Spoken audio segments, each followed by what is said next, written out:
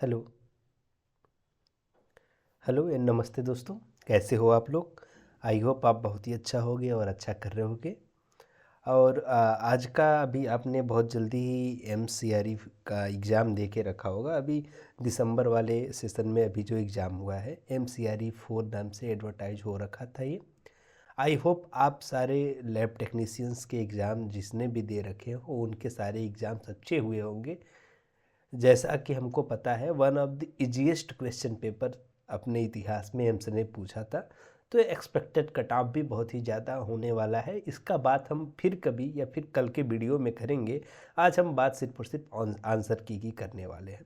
तो इसके थ्रू आप गो थ्रू करिए कि अगर आपने इसमें से कितने क्वेश्चन को सही करा है, और उसके अनुसार आप प्लीज़ कमेंट बॉक्स में लिख दीजिए कि आपने कितने क्वेश्चन अटेम्प्ट करे हैं, जिसके आधार पे हम पता कर सकें कि ये एक्सपेक्टेड कट ऑफ क्या होने वाला है। तो आज का हमारा टॉपिक है एमसीआरई 4 का आंसर की के बारे में हमें जानना है।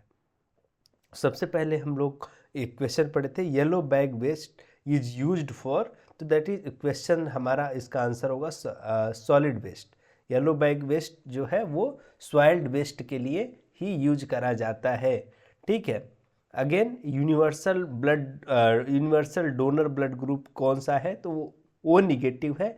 ओ पॉजिटिव या बी निगेटिव बी पॉजिटिव पे ट्रिक नहीं करना था, O negative is the right answer, यही सबको ब्लड देने का काम कर सकता है। ठीक है। Again cryostat is related to. ठीक है। तो क्रायो स्टेट जो है किससे रिलेट करता है, तो वो आपको पता है। क्रायो सेक्शनिंग कब करते हैं हम लोग, फ्रोजन सेक्शनिंग के लिए, है ना। यह क्या होता है, एक रैपिड मेथड है जिसमें हम क्या करते हैं, जो लिक्विड प्रेजेंस होता है टिश्यू में, इसी को फ्रीजिंग टेक्निक से एज ए मीडियम यूज करके इसको हार्डन कर देते हैं। यानी कि आपको पता है फ्रिज में रखते हो तो लिक्विड हार्ड हो जाता है, तो इससे हमारा क्या हो जाता है, वो फ्रोजन सेक्शनिंग करते हैं। समझ में आ गया। तो क्रायो स्टेट का मतलब फ्रोजन सेक्शनिंग। ठीक है। माइक्रोटोमी का एक मेथड है, रैपिडली इसमें क्या होता है, आपका माइक्रोटोमी हो सकता है। हाईएस्ट नंबर ऑफ लेक किधर है, नेचुरल लेक का नाम पूछा गया था, जिसमें United state of America, China का नाम था, उसमें से कनाडा राइट आंसर था। ठीक है। Again autoclave is which type of sterilization, तो इसको पता है आपको, ये मॉइस्ट हीट टाइप का स्टेरिलाइजेशन है। ये काम किस पे करता है, स्टीम अंडर प्रेशर, है ना। इसका प्रिंसिपल क्या है ऑटोक्लेव का, स्टीम अंडर प्रेशर है। तो ये मॉइस्ट हीट टाइप का स्टेरिलाइजेशन टेक्निक है। बिडाल्ट टेस्ट किस लिए यूज करते हैं हम लोग, तो टाइफाइड डिटेक्शन के लिए। टाइफाइड ट्रिक करा है आपने, तो this is the right answer. ठीक है। Again pap smear is done to detect, किस लिए करते हो, सर्वाइकल कैंसर के लिए। Pap smear is usually done for the detection of cervical cancer which is basically caused due to the human papilloma virus या फिर एचपीवी वायरसेस। ठीक है। Again protein estimation method is biuret method. Biuret method से हम लोग protein को estimate करते हैं। ठीक है। जिसमें क्या होता है, बेसिकली ब्लू कलर का क्रोमोफोर देखने को मिलता है।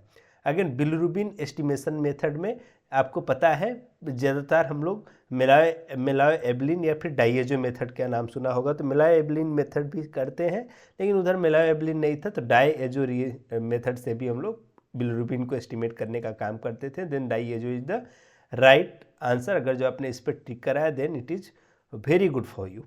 Next one is troponin I is a marker of which disease, तो cardiac muscle associated disease is troponin I is the marker of cardiac muscle associated disease. Cardiac muscle पे tick करा है, तो it is the right answer. ठीक है। Next one is complete the series, that is 3, 5, 10, 12, 24, 26। इसमें आप ध्यान दोगे 3 में 2 जोड़ोगे 5 आएगा, 5 इंटू 2 10, 10 में 2 जोड़ोगे, यानी कि आप एक चीज़ में देखो, इधर प्लस करा है इधर मल्टीप्लाई करा है, फिर प्लस करा है मल्टीप्लाई करा है, फिर प्लस करा है, तो अभी इधर मल्टीप्लाई होगा, तो 26 into 2 52 is the right answer. HIV virus क्या है, तो RNA वायरस है, इस पर ट्रिक करा है, तो बहुत ही सही आंसर होगा आपका, क्योंकि ये क्या करता है, बेसिकली हमारा जो भी ये रिट्रो वायरस के नाम से भी इसको जानते हैं, क्योंकि ये क्या करता है, हमारे सेल के RNA को कट डाउन करके अपने जेनेटिक मटेरियल को उसमें फिट कर देता है, और अपने आधार पे हमारे DNA तक अपने कोडांस को भेजने का काम करता है। ठीक है, तो RNA is the right answer. Again virus is cultured in live tissue. Virus को आर्टिफिशियल मीडियम, ब्लड अगार या मैकोंकी अगार या फिर किसी अदर आर्टिफिशियल मीडियम में नहीं ग्रो करा सकते, इसके लिए लाइव टिश्यूज का होना जरूरी है। ब्लड बैंक रेफ्रिजरेटर का टेम्परेचर बेसिकली कितना होता है, 2 to 8 डिग्री सेल्सियस होता है। अब बहुत लोगों को ये सोच रहे होंगे कि क्यों नहीं हम लोग -20 पे क्लिक करा हम लोगों ने, क्यों नहीं -60 पे या 80 पे क्लिक करना चाहिए। तो उससे कन्फ्यूजन नहीं होना था आपको। 2 से 8 डिग्री पे ज़्यादातर क्या होता है, हमारा PRBC रखने का काम करते हैं या होल ब्लड रखने का काम करते हैं। तो ऑन एवरेज 2 से 8 डिग्री टेम्परेचर ज़्यादातर PRBC होल्ड करके रखते हो, होल ब्लड रखते हो तो उनका टेम्परेचर होता है। उसकी बात करी गई थी, FFP की बात या क्रायो प्रेसिपिटेट की बात नहीं की गई थी। ठीक है, अगेन साली मेथड में कौन सा रिएजेंट यूज करते हो, तो hydrochloric, HCl is the right answer. Decalcification is done, HCl आपको पता है ना, N/10 HCl लेके हम लोग सालिज को प्रिपेयर करते हैं। अप टू 2% ग्राम तक सालिज को 20 माइक्रोलीटर ब्लड को मिक्स करके हम लोग छोड़ देते हैं फॉर 10 मिनट, और क्या करते हैं, कंपरेटर बॉक्स होता है सालिज में, उसके साथ कंपेयर करते हैं। वट एवर पोर्शन तक आपका वो कंपरेटर बॉक्स से मिल रहा है तो उसको आप एस्टिमेट कर लेते हो कि हाँ जहाँ तक ये वैल्यू जा रही है वही हमारा हीमोग्लोबिन का रेंज होगा। Then decalcification is done for bones. Decalcify करने का काम हम किस लिए करते हैं, तो बोन्स के लिए करते हैं। ठीक है, यह हिस्टोपैथोलॉजी में होता है डीकैल्सिफिकेशन। ठीक है, देन क्लियरिंग एजेंट के रूप में सबसे ज़्यादा क्या यूज होता है, xylene. Xylene is the right answer. Then IgE is associated with, IgE basically epsilon नाम से जानते हैं, तो ये एलर्जिक रिएक्शन में रिस्पॉन्स करने का काम करता है। ठीक है, एलर्जिक रिएक्शन पे क्लिक करा है, then it is right answer. Next, histopathology lab में कॉमनली यूज्ड स्टेन कौन सा है, तो HND stain is the commonly and routine stain for the histopathology lab. ठीक है, देन PPE में क्या क्या होता है, तो mask, gloves, apron and etcetera होता है, उस पर आपको क्लिक करना था, मास्क, ग्लव्स और एप्रन्स पे। ठीक है, then enzyme use zero order kinetic, तो जीरो ऑर्डर काइनेटिक सीरम में ALT यानी कि एलेनिन ट्रांसमिनेज होता है, इस पर क्लिक करा है, then it is right answer for you. ठीक है, next one is mycobacterium done in which media, यानी कि माइक्रोबैक्टीरियम ट्यूबरकुलोसिस या माइक्रोबैक्टीरियम ट्यूबरकुलोसिस को आप किस मीडियम में ग्रो कराने का, कल्चर करने का काम करते हो, तो आंसर इज द लोवेन जेंसन मीडिया या फिर LJ मीडियम में। ठीक है, इंटरनल क्वालिटी कंट्रोल को कब परफॉर्म करना चाहिए, then right answer is the daily perform. ठीक, RH एंटीबॉडी किस टाइप का होता है, तो IgG टाइप का होता है, नॉट IgM टाइप। ठीक है, एक्सटर्नल क्वालिटी मटेरियल प्रोवाइड करा जाता है किसके थ्रू, एक्सटर्नल एजेंसीज के द्वारा करा जाता है, ताकि बायसनेस ना हो, तो external agency is the right answer. Crystal violet stain retain due to, gram stain में क्रिस्टल वायलेट स्टेन किस वजह से रिटेन हो जाता है, क्योंकि ग्राम पॉजिटिव बैक्टीरिया में क्या होता है, थिक पेप्टाइडोग्लाइकन लेयर होता है। थिक लेयर होगा तो ज़्यादा मात्रा में क्या होगा, ये पेप्टाइडोग्लाइकान जो है क्रिस्टल वायलेट को टेकअप करने का काम करेगा। कम अमाउंट में यानी थिन पेप्टाइडोग्लाइकान लेयर होगा तो बहुत कम मात्रा में लेगा या लेगा ही नहीं। समझ में आ गया आपको। रेफरेंस मेथड क्या है ग्लूकोज टेस्टिंग के लिए, तो इधर GOD POD बहुत लोगों ने मेंशन किया है, तो उससे आपको करना नहीं है। हेक्सोकाइनेज रेफरेंस मेथड होता है। GOD POD क्या है, क्विक है, रिलायबल है और लेस प्रोसीजरस है, दैट्स वाई GOD POD को लोग प्रीफर करते हैं। हेक्सोकाइनेज, लेकिन hexokinase is the reference method. Then acid alcohol का ZN स्टेन में क्या वर्क है, तो answer is the decolouriser. Acid alcohol is used as decolouriser in the ZN stain. ठीक है, HbA1c को कितने दिन, HbA1c कितने डे का ग्लूकोज एस्टिमेट करने का काम करते हैं, HbA1c estimate how many days of glucose, तो on average 3 month of glucose के वैल्यू को एस्टिमेट करने का काम हमारा HbA1c करता है। ठीक है, और रॉड्स किस में देखने को मिलते हैं आपको, तो क्रोनिक लिम्फॉइड ल्यूकेमिया में देखने को मिलते हैं। राय CLL क्लासिफिकेशन पढ़ा है तो उधर आर रॉड्स के आधार पर राय का क्लासिफिकेशन दे रखा है।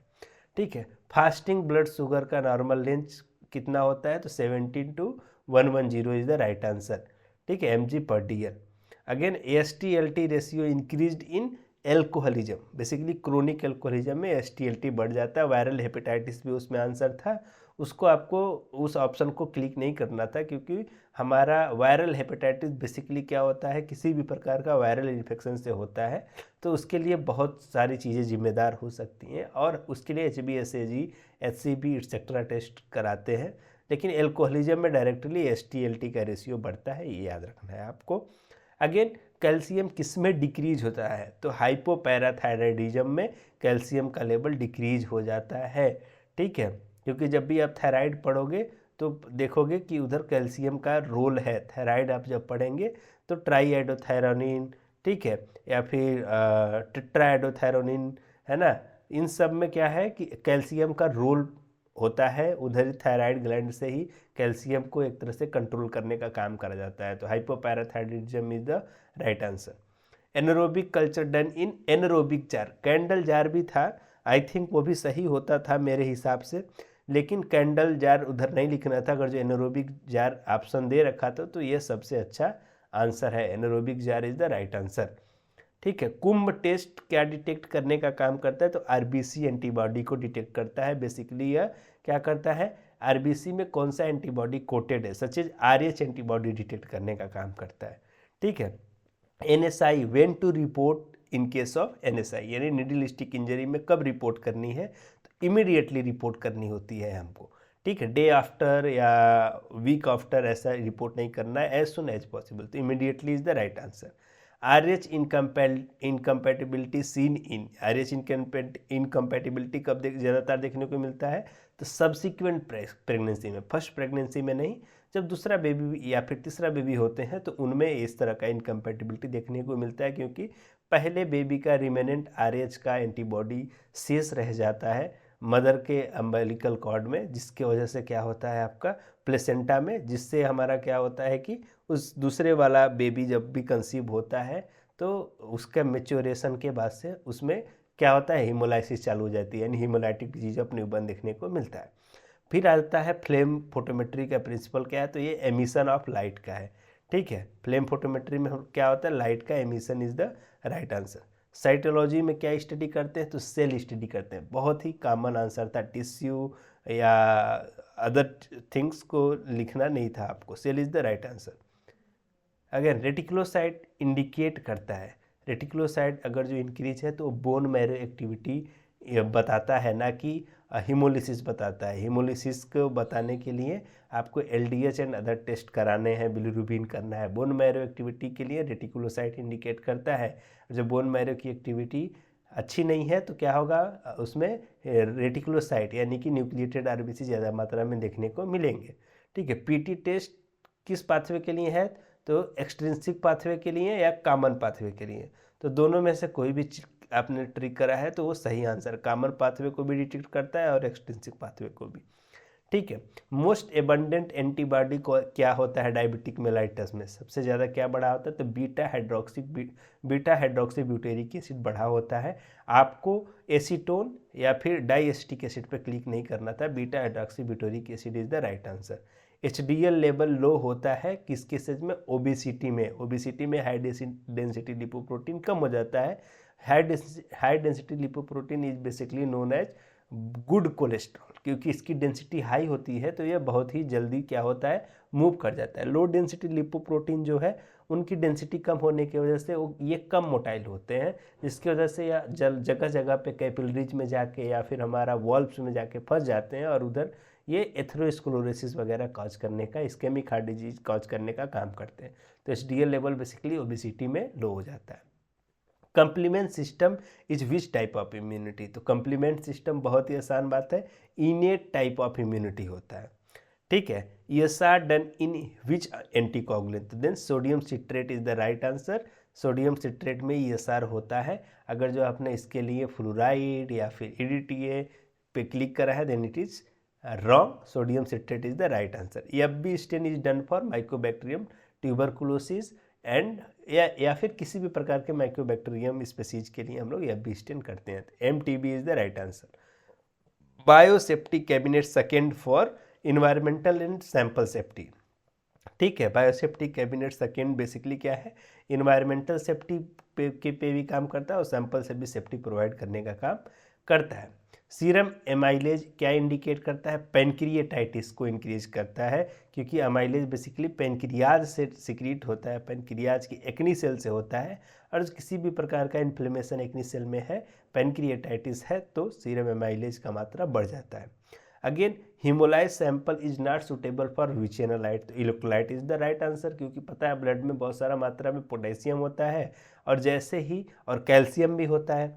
ठीक है, तो जैसे ही ब्लड हीमोलाइज होगा तो ज़्यादा मात्रा में पोटेशियम भी बढ़ा मिलेगा और कैल्शियम भी बढ़ा मिलेगा, तो ये दोनों इंटरफेरेंसेज हो जाएंगे इलेक्ट्रोलाइट्स के, तो इसलिए हीमोलाइज सैंपल इलेक्ट्रोलाइट के लिए सुटेबल नहीं होता है।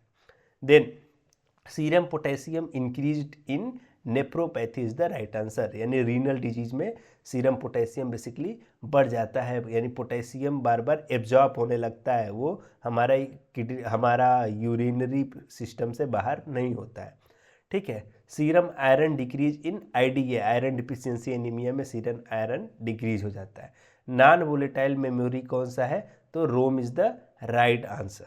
ठीक है, again all cellular component of blood low in pancytopenia, है ना। ऑल सेलुलर कंपोनेंट मतलब आरबीसी, डब्ल्यूबीसी और प्लेटलेट तीनों किस में लो होते हैं, पैनसाइटोपिनिया में लो होते हैं। बफी कोट है, बफी कोट में क्या क्या होता है आपको पता है, क्रीमी लेयर होता है, उसमें डब्ल्यूबीसी और प्लेटलेट का मात्रा होता है। ठीक है, यूएसबी का फुल फॉर्म क्या है, तो यूनिवर्सल सिस्टम बस। ठीक है, universal system bus is the right answer, universal software bus नहीं ट्रिक करना था आपको, universal system bus is the right answer.